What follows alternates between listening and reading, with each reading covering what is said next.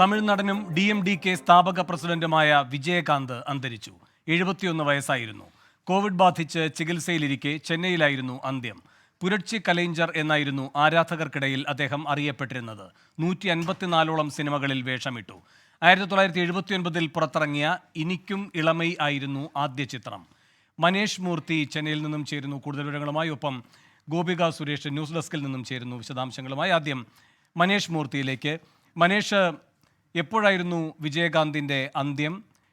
ഈ അന്ത്യശുശ്രൂഷ, അതുപോലെ തന്നെ പൊതുദർശനം, മറ്റ് ചടങ്ങുകൾ, ഇതുമായി ബന്ധപ്പെട്ട തീരുമാനങ്ങളായിട്ടുണ്ടോ? എന്താണ് നൽകാൻ കഴിയുന്ന വിവരങ്ങൾ?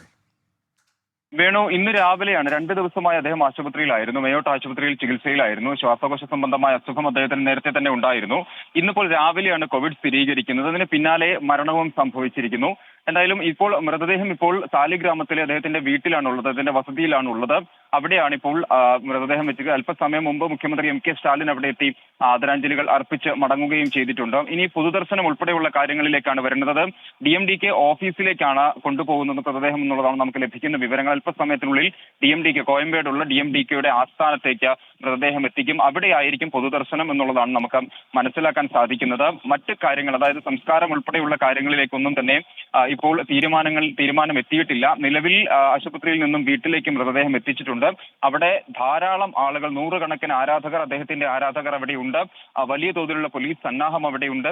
എന്തായാലും അവിടെ നിന്നും വളരെ വേഗത്തിൽ തന്നെ DMDKയുടെ ആസ്ഥാനത്തേക്ക്, കോയമ്പേടുള്ള ആസ്ഥാനത്തേക്ക് മൃതദേഹം കൊണ്ടുപോകുമെന്നുള്ളതാണ് നമുക്ക് ലഭിക്കുന്ന വിവരങ്ങൾ. അതിനുശേഷമായിരിക്കും ഈ പറഞ്ഞ രീതിയിൽ സംസ്കാരം ഉൾപ്പെടെയുള്ള കാര്യങ്ങളിലേക്ക് എന്തായാലും എത്തുക.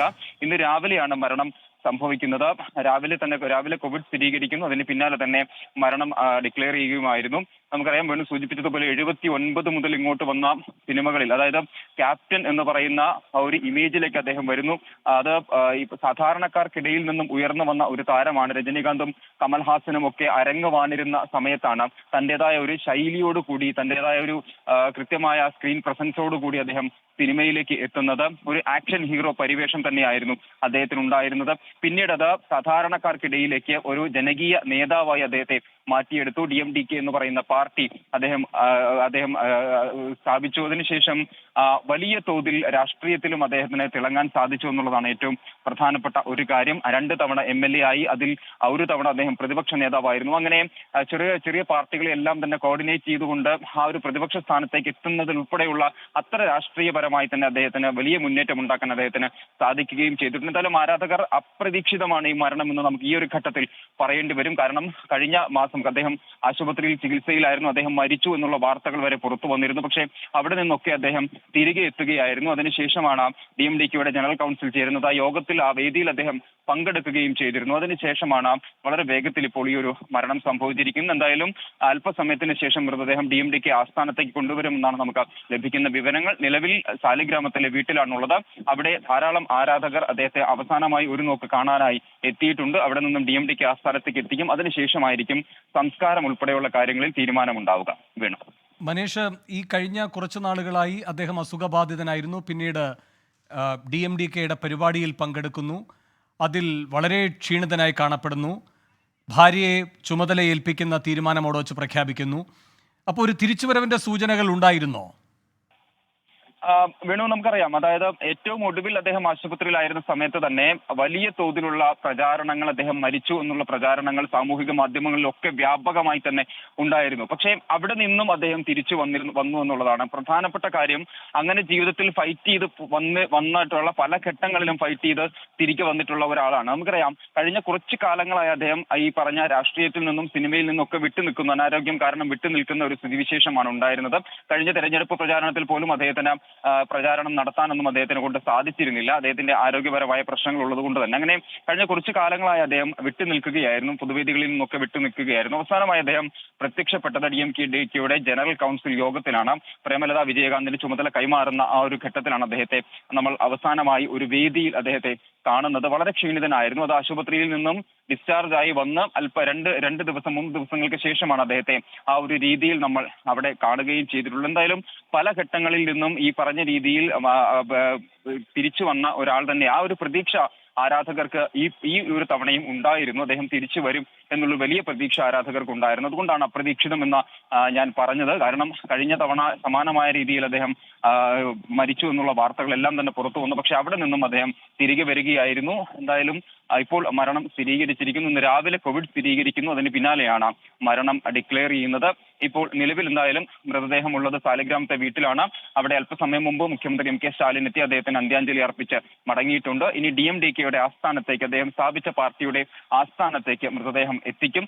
അവിടെയായിരിക്കും പൊതുദർശനം എന്നുള്ളതാണ് നമുക്ക് ലഭിക്കുന്ന വിവരങ്ങൾ. അതിനുശേഷമായിരിക്കും സംസ്കാരം ഉൾപ്പെടെയുള്ള കാര്യങ്ങളിലേക്ക്, തീരുമാനങ്ങളിലേക്കൊക്കെ എത്തുക. വേണു. മനീഷ് മൂർത്തിയാണ് ചെന്നൈയിൽ നിന്നും വിവരങ്ങൾ നൽകിക്കൊണ്ടിരിക്കുന്നത്.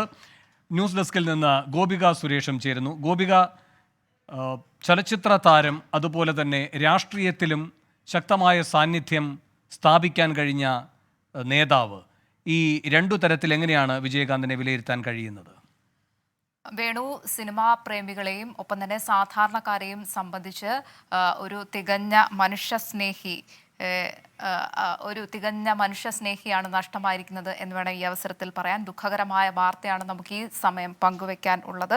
പലതവണ നേരത്തെ വിജയകാന്തിൻ്റെ മരണ വാർത്തകൾ പുറത്തു വന്നിരുന്നെങ്കിലും അദ്ദേഹം പൂർവാധികം ശക്തിയോടെ തിരിച്ച് എത്തിയിരുന്നു. പക്ഷേ അപ്രതീക്ഷിതമായി ആണ്, പ്രതീക്ഷകളൊക്കെ തെറ്റിച്ചുകൊണ്ടാണ് അദ്ദേഹത്തിൻ്റെ മരണ വാർത്ത ഇപ്പോൾ പുറത്തു വന്നിരിക്കുന്നത്. ഞാൻ നേരത്തെ സൂചിപ്പിച്ചതുപോലെ തന്നെ സിനിമയിലും രാഷ്ട്രീയത്തിലുമൊക്കെ തന്നെ MGRന്റെ പകരക്കാരൻ പുരട്ചി കലൈഞ്ചർ ആയാണ് അദ്ദേഹം തമിഴ്നാട് മുഴുവൻ ആരാധനയോടെ കണ്ടിരുന്ന ഒരു മനുഷ്യൻ, തികഞ്ഞ ഒരു മനുഷ്യസ്നേഹി കൂടിയായിരുന്നു അദ്ദേഹം എന്ന് വേണം പറയാൻ.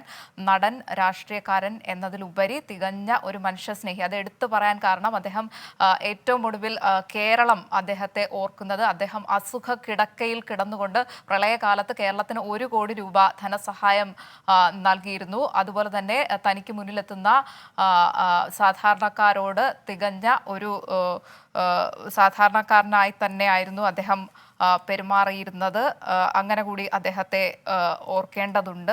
ഇനി അദ്ദേഹത്തിൻ്റെ സിനിമയിലേക്ക് വരികയാണെങ്കിൽ താരമൂല്യമുള്ള ചിത്രങ്ങളിൽ കൂടുതലും അഭിനയിച്ചിട്ടുണ്ട്. അപ്പോഴൊക്കെ തന്നെ അദ്ദേഹം താൻ ഉയർത്തിപ്പിടിച്ച തൻ്റെ മൂല്യങ്ങളെ കൈവിടാത്ത ഒരു നടനായിരുന്നു അദ്ദേഹം. മധുരയിലാണ് അദ്ദേഹം ജനിച്ചു വളർന്നത്. നാടിനോടുള്ള സ്നേഹം എടുത്തു പറയേണ്ട ഒരു കാര്യമാണ്. അതുകൊണ്ട് തന്നെ അദ്ദേഹം അഭിനയിച്ച 99.9% തമിഴ് സിനിമകളാണ് എന്ന് വേണം പറയാൻ. അദ്ദേഹത്തിൻ്റെ അഭിനയം സിനിമകളിൽ മാത്രമായിരുന്നു. തനിക്ക് മുന്നിൽ എത്തുന്നവരോട് തികഞ്ഞ സാധാരണക്കാരനും ഗ്രാമീണനും തങ്ങളിൽ ഒരാളുമായി സഹായം ചെയ്തിരുന്ന ഒരു തികഞ്ഞ മനുഷ്യസ്നേഹിയായിരുന്നു അദ്ദേഹം. അദ്ദേഹത്തിൻ്റെ സിനിമകളിലേക്ക് വരികയാണെങ്കിൽ ഒരു കാലത്ത് നിരവധി ഹിറ്റ് സിനിമകളാണ് തമിഴ് സിനിമയ്ക്ക് സമ്മാനിച്ചത്. തമിഴ് സിനിമയുടെ വിപണി സാധ്യതയെ മുന്നിലെത്തിക്കുന്ന നിരവധി സിനിമകളാണ് അദ്ദേഹത്തിൻ്റെതായി പുറത്തു വന്നത്. രജനീകാന്ത്, കമൽഹാസൻ, 80കളുടെ തുടക്കത്തിൽ രജനീകാന്തും കമൽഹാസനും ഒക്കെ അരങ്ങുവാണെടുത്ത് തൻ്റെതായ സ്വതസിദ്ധമായ ശൈലിയിലൂടെ ഇടം കണ്ടെത്തിയ ഒരു നടനായിരുന്നു അദ്ദേഹം. ആക്ഷൻ ആയിരുന്നു അദ്ദേഹത്തിൻ്റെ മെയിൻ. ആക്ഷൻ രംഗങ്ങളെക്കുറിച്ച് പറയുകയാണെങ്കിൽ ബാക്ക് കിക്ക് അദ്ദേഹത്തിൻ്റെ ഒരു പ്രധാന ശൈലിയായിരുന്നു. ഒപ്പം തന്നെ ഈ സാധാരണക്കാരനായും സാധാരണ നാട്ടുംപുറത്തെ വേഷങ്ങളിലും പ്രണയരംഗങ്ങളിലുമൊക്കെ അദ്ദേഹം ഈ ആക്ഷൻ സിനിമകൾ പോലെ തന്നെ പ്രധാനപ്പെട്ട വേഷങ്ങളിൽ എത്തിയിരുന്നു. പക്ഷേ ആക്ഷനായിരുന്നു അദ്ദേഹത്തിൻ്റെ മെയിൻ എന്ന് പറയേണ്ടിയിരിക്കുന്നു. ഈ ക്യാപ്റ്റൻ എന്ന വിളിപ്പേര് അദ്ദേഹത്തിന് ലഭിച്ചിരുന്നു. വീരപ്പൻ്റെ ജീവിതം പ്രമേയമാക്കിയ ക്യാപ്റ്റൻ പ്രഭാകരൻ എന്ന സിനിമ അദ്ദേഹത്തിൻ്റെ 100ാമത് ചിത്രമായാണ് പുറത്തിറങ്ങിയത്. ഈ സിനിമ പുറത്തിറങ്ങിയ ശേഷമാണ് അദ്ദേഹത്തിന് ക്യാപ്റ്റൻ എന്ന ഒരു വിളിപ്പേര് കൂടി ലഭിച്ചത്. വീരപ്പൻ്റെ ജീവിതം പ്രമേയമാക്കി ഒരുക്കിയ ആ സിനിമയിൽ വീരപ്പനെ പിടിക്കാനെത്തുന്ന IFS ഉദ്യോഗസ്ഥനായാണ് അദ്ദേഹം എത്തിയത്. ആ സിനിമയിലെയൊക്കെ സംഘടന രംഗങ്ങളിലെ കൃത്യതയും ചടുലതയും ഒക്കെയാണ് വിജയകാന്തിൻ്റെ ഏറ്റവും വലിയ പ്രത്യേകത. 1979 പുറത്തിറങ്ങിയ ഇനിക്കും ഇളമയാണ് അദ്ദേഹത്തിൻ്റെ ആദ്യ ചിത്രം. ഒപ്പം തന്നെ നടൻ വിജയുടെ പിതാവ് ആദ്യകാലങ്ങളിൽ സംവിധാനം ചെയ്ത സിനിമകളിലായിരുന്നു അദ്ദേഹം ആദ്യകാലങ്ങളിൽ കൂടുതലായി അഭിനയിച്ചിട്ടുണ്ടായിരുന്നത്. ചിന്ന ഗൗണ്ടർ, ഉലിവുതുറൈ, പെരിയണ്ണ, ശബരി, വൈദേഹി കാത്തിരുന്താൽ, പുലൻ വിസാരണെ, രമണ തുടങ്ങി 150ലധികം സിനിമകളിൽ അദ്ദേഹം വേഷമിട്ടു. ഇതിൽ ഈ വൈദേഹി കാത്തിരുന്താൽ എന്ന സിനിമയെക്കുറിച്ചൊക്കെ പറയുകയാണെങ്കിൽ ഇളയരാജയുടെ ഹിറ്റ് ഗാനങ്ങൾ, രാസാത്തിയുൻ്റെ കാണാതിരുന്താൽ, അതുപോലെ തന്നെ ചിന്നമണിക്കുയിലെ, ഈ ഗാനങ്ങളിലൂടെയൊക്കെ അദ്ദേഹം വളരെ ശ്രദ്ധേയരായിരുന്നു. ഈ ഒരുപിടി ഹിറ്റ് ഗാനങ്ങൾ തമിഴ് സിനിമയ്ക്ക് സമ്മാനിക്കുക കൂടി ചെയ്തിരുന്നു ഇദ്ദേഹം. അദ്ദേഹത്തിൻ്റെ മിതത്വവും കൈയടക്കമുള്ള അഭിനയ ശൈലിയും ഒക്കെ തന്നെ ശ്രദ്ധേയമായിരുന്നു. ആ, ആ, അദ്ദേഹത്തെക്കുറിച്ച് പറയുകയാണെങ്കിൽ രോഗാവസ്ഥ മൂർച്ഛിച്ചിരുന്ന കാലത്താണ് കേരളത്തിന് പ്രളയ സഹായമായി 1 കോടി രൂപ കേരളത്തിന് നൽകിയത്. അങ്ങനെ കേരളവും അദ്ദേഹത്തെ വലിയ തരത്തിൽ സ്നേഹത്തോടെ ഓർക്കുന്നുണ്ട്. സിനിമയിൽ മാത്രമല്ല, അദ്ദേഹം രാഷ്ട്രീയത്തിലും മുൻനിരയിലായിരുന്നു എന്ന് വേണം പറയാൻ. ജയലളിതയും കരുണാനിധിക്കും ഒക്കെ എതിരെ ശബ്ദമുയർത്തിയിരുന്ന ഒരു പ്രതിപക്ഷ നേതാവ് കൂടിയായിരുന്നു അദ്ദേഹം. ആ തരത്തിൽ രാഷ്ട്രീയ രംഗത്തും അദ്ദേഹം വലിയ സാന്നിധ്യം ഉറപ്പിച്ചിരുന്നു. വേണു. ശരി, ഗോപിക സുരേഷാണ് വിവരങ്ങൾ നൽകിയത്. ചെന്നൈയിൽ നിന്ന് മനീഷ് മൂർത്തി തുടരുന്നുണ്ട്. മനീഷ്, ഈ സാലിഗ്രാമിലെ വീട്ടിൽ എത്ര നേരമാണ് പൊതുദർശനം ഉണ്ടാവുക? അവിടെ വലിയ ആൾക്കൂട്ടമുണ്ടോ? ആരാധകർ അവിടെ എത്തുന്നുണ്ടോ? എപ്പോഴാണ് ഈ DMDK ആസ്ഥാനത്തേക്ക് കൊണ്ടുപോവുക?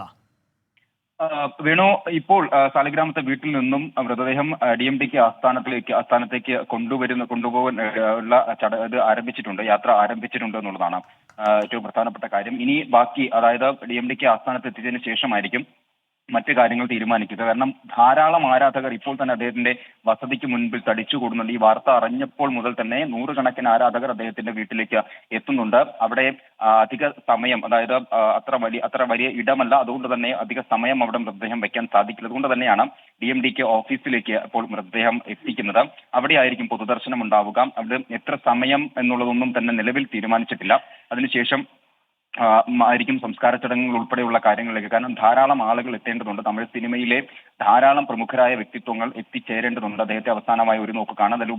അതിലൊക്കെ ഉപരി ആരാധകർ സിനിമയിലും അതുപോലെ തന്നെ അദ്ദേഹത്തിന്റെ ഈ രാഷ്ട്രീയ ജീവിതവുമായി ബന്ധപ്പെട്ടുമൊക്കെ സാധാരണക്കാരായ ആളുകൾക്ക് വേണ്ടി മാത്രം പ്രവർത്തിച്ചിരുന്ന ഒരു വ്യക്തിയാണ്. അത് നമുക്ക് അറിയാവുന്ന കാര്യവുമാണ്. അപ്പോൾ അങ്ങനെ ധാരാളം ആളുകൾ അദ്ദേഹത്തെ അവസാനമായി ഒരു നോക്ക് കാണാൻ എത്തിച്ചേരും. അതുകൊണ്ട് തന്നെ മറ്റു കാര്യങ്ങളിലേക്ക് ഉള്ള തീരുമാനങ്ങളൊന്നും തന്നെ ഇതുവരെ എടുത്തിട്ടില്ല എന്നുള്ളതാണ് നമുക്ക് മനസ്സിലാക്കാൻ സാധിക്കുന്നത്. വളരെ വേഗത്തിൽ ഇനി ഇപ്പോൾ DMDK ആസ്ഥാനത്തേക്ക് ഈ മൃതദേഹം എത്തിക്കും.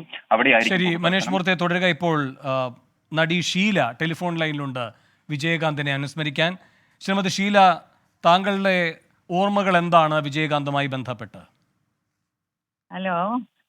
എനിക്ക് അങ്ങേരെ വളരെ അടുത്തൊന്നും പരിചയമില്ല. പക്ഷേ ഞാൻ തമിഴ്നാട്ടിലാണ് ജീവിക്കുന്നത്. കാരണം ഒരുപാട് ആൾക്കാർ പറയുന്നതും പത്രത്തിൽ വരുന്നതും അതിനെ പറ്റിയല്ല, മറ്റേ സാധാരണ ആൾക്കാരൊക്കെ പറയുന്നത് ഞാൻ കേട്ടിട്ടുണ്ട്. MGRന് ശേഷം ഇത്രത്തോളം മനുഷ്യരുമായിട്ട് എല്ലാ ഉപകാരങ്ങളും ചെയ്യുന്നത്, അങ്ങേർക്ക് ഒരുപാട് കോളേജുകളും അതും ഇതും ഒക്കെ ഉണ്ട്. ഒക്കെ കാശ് മേടിക്കാതെ തന്നെ അങ്ങേര് വന്ന് കുറേ പിള്ളേരൊക്കെ അതിൽ ചേർത്തിട്ടുണ്ട്. പിന്നെ വന്ന് അവരങ്ങേരുടെ വീട്ടിൽ പോയാൽ ഊണ് കഴിക്കാതെ ഒരു മനുഷ്യരെയും വിടത്തില്ല. അത്രത്തോളം മനുഷ്യരുമായിട്ട് ഭയങ്കര മനുഷ്യപ്പറ്റുള്ള ഒരാളങ്ങേര്. ഭയങ്കര വ്യസനമുണ്ട്, ഭയങ്കര സങ്കടമുണ്ട് അങ്ങേരെ പിരിവ്. നന്ദി ഷീല. ശ്രീമതി ഷീല പ്രതികരിച്ചതിന്. നടി ഷീലയാണിപ്പോൾ വിജയകാന്തുമായി ബന്ധപ്പെട്ട ഓർമ്മകൾ പങ്കുവച്ചത്. മനുഷ്യസ്നേഹിയായ താരം, നേരിട്ട് പരിചയമില്ല എങ്കിലും അദ്ദേഹം എത്രമാത്രം തമിഴകത്തിന് പ്രിയങ്കരനായിരുന്നു എന്ന ബോധ്യമാണ് ഷീലയും പങ്കുവയ്ക്കുന്നത്. മനീഷ് മൂർത്തി ടെലിഫോൺ ലൈനിലുണ്ട് വിശദാംശങ്ങളുമായി. മനീഷ്, ഈ രാഷ്ട്രീയ ജീവിതത്തിലും ശക്തമായ സാന്നിധ്യമാകാൻ വിജയകാന്തിന് കഴിഞ്ഞു. അതിപ്പോൾ ഈ രജനീകാന്തിനെയോ അതുപോലെ തന്നെ കമലഹാസനെയോ ഒന്നും പോലെ ആയിരുന്നില്ല. കാരണം തമിഴ്നാട്ടിലെ ഏറ്റവും ശക്തരായ രാഷ്ട്രീയ താരങ്ങൾ അവർ അധികായരായി നിൽക്കുന്ന ഘട്ടത്തിൽ തന്നെ രാഷ്ട്രീയത്തിലേക്ക് പ്രവേശിക്കാൻ ധൈര്യം കാട്ടിയ വ്യക്തിയാണ് വിജയകാന്ത്. ആദ്യഘട്ടത്തിൽ അദ്ദേഹത്തിന് ആ രംഗത്ത് മുന്നേറാനും കഴിഞ്ഞു. അത്തരം വെല്ലുവിളികളെ നേരിട്ട് മുന്നോട്ട് പോകാനുള്ളൊരു കഴിവ് രാഷ്ട്രീയക്കാരൻ എന്ന നിലയിലും പുലർത്തിയ വ്യക്തിയായിരുന്നോ വിജയകാന്ത്? വേണു, തീർച്ചയായും. കാരണം സാധാരണക്കാരന് വേണ്ടി മാത്രം പ്രവർത്തിച്ചിരുന്ന ഒരാളായിരുന്നു വിജയകാന്ത് എന്ന് പറയുന്നത്. ഇപ്പോൾ ശ്രീരാമനെയൊക്കെ സൂചിപ്പിച്ചതുപോലെ തന്നെ സാധാരണക്കാരൻ ഒരു ആവശ്യവുമായി ചെന്നാൽ അദ്ദേഹം ഒരു കാരണവശാലും ഒഴിവാക്കില്ല. അല്ലെങ്കിൽ അദ്ദേഹത്തിനെ കൊണ്ട് പറ്റുന്ന കാര്യങ്ങളാണെങ്കിൽ ഇത് വളരെ കൃത്യമായി തന്നെ ചെയ്തു കൊടുക്കുന്ന രീതിയിലുള്ള രാഷ്ട്രീയ പ്രവർത്തനം അദ്ദേഹത്തിന്റെ സിനിമാ ജീവിതത്തോടൊപ്പം തന്നെ അദ്ദേഹം നടത്തുകയും ചെയ്തിരുന്നു. അതിനുശേഷമാണ് DMDK എന്ന് പറയുന്ന പാർട്ടി അദ്ദേഹം രൂപീകരിക്കുന്നത്. അത് വളരെ വേഗത്തിൽ തന്നെ ജനങ്ങളിലേക്ക് എത്തുകയും, കാരണം വേണു സൂചിപ്പിച്ചതുപോലെ തന്നെ രണ്ട് പ്രബലരായിട്ടുള്ള ദ്രാവിഡ പാർട്ടികൾക്കിടയിലേക്കാണ് മറുമലർച്ച ദ്രാവിഡ മുന്നേറ്റ കഴകം എന്ന് പറയുന്ന DMDK എന്ന് പറയുന്ന പാർട്ടിയുമായി അദ്ദേഹം എത്തുന്നത്. വളരെ വേഗത്തിൽ തന്നെ അത് ജനങ്ങൾ ഏറ്റെടുക്കുകയും ക്യാപ്റ്റൻ എന്ന സ്ഥാനത്ത് അദ്ദേഹത്തെ അവരോധിച്ചുകൊണ്ട് അല്ലെങ്കിൽ അദ്ദേഹത്തെ തെരഞ്ഞെടുത്തുകൊണ്ട് നിയമസഭയിലേക്ക് അയക്കുകയും ചെയ്യുകയാണ്. 2 തവണ അദ്ദേഹം നിയമസഭയിലെത്തി. അതിൽ ഒരു തവണ അദ്ദേഹം പ്രതിപക്ഷ നേതാവായിരുന്നു. മുഖ്യമന്ത്രിയായിരുന്ന ജയലളിതയ്ക്കെതിരെ അതിരൂക്ഷമായ വിമർശനം നിയമസഭയിൽ ഉന്നയിച്ചുകൊണ്ടാണ് അദ്ദേഹം ആ ഒരു കാലത്ത് പ്രവർത്തിച്ചിരുന്നത് എന്നുള്ളതാണ് ഏറ്റവും പ്രധാനപ്പെട്ട കാര്യം. സിനിമയിലുള്ളതുപോലെ തന്നെ നായക പരിവേഷം തന്നെയായിരുന്നു അദ്ദേഹത്തിന് രാഷ്ട്രീയത്തിലും ഉണ്ടായിരുന്നത്. വളരെ വേഗത്തിലാണ് ആ പാർട്ടി ജനങ്ങളിലേക്ക് എത്തിയത്. അത് ഇപ്പോഴും നമുക്ക് അത് കാണാനും സാധിക്കും. കാരണം നിലവിലും ഏതെങ്കിലും തരത്തിലുള്ള സഹായങ്ങൾ ആർക്കെങ്കിലും ചെയ്യേണ്ടി വന്നാൽ അത് വളരെ കൃത്യമായി തന്നെ ചെയ്യുന്ന. ശരി, മനേഷ് മൂർത്തിയാണ് വിവരങ്ങൾ നൽകിയത്. നടൻ വിജയകാന്ത് വിടവാങ്ങിയിരിക്കുന്നു. DMDK നേതാവ് വിജയകാന്തിന്റെ അന്ത്യം ഇന്ന് രാവിലെയായിരുന്നു. സാലിഗ്രാമിലെ വീട്ടിലായിരുന്നു ഇതുവരെ പൊതുദർശനം. ഇപ്പോൾ കോയമ്പേടുള്ള DMDKയുടെ ആസ്ഥാനത്തേക്ക് മൃതദേഹം വഹിച്ചുകൊണ്ടുള്ള വിലാപയാത്ര പോവുകയാണ്. അവിടെയും പൊതുദർശനത്തിനുള്ള സൗകര്യം ഏർപ്പെടുത്തിയിട്ടുണ്ട്. സംസ്കാരമടക്കമുള്ള കാര്യങ്ങളിൽ ഇനിയാണ് തീരുമാനമുണ്ടാവുക. 24 അഞ്ചിന്റെ വജ്രത്തിളക്കം.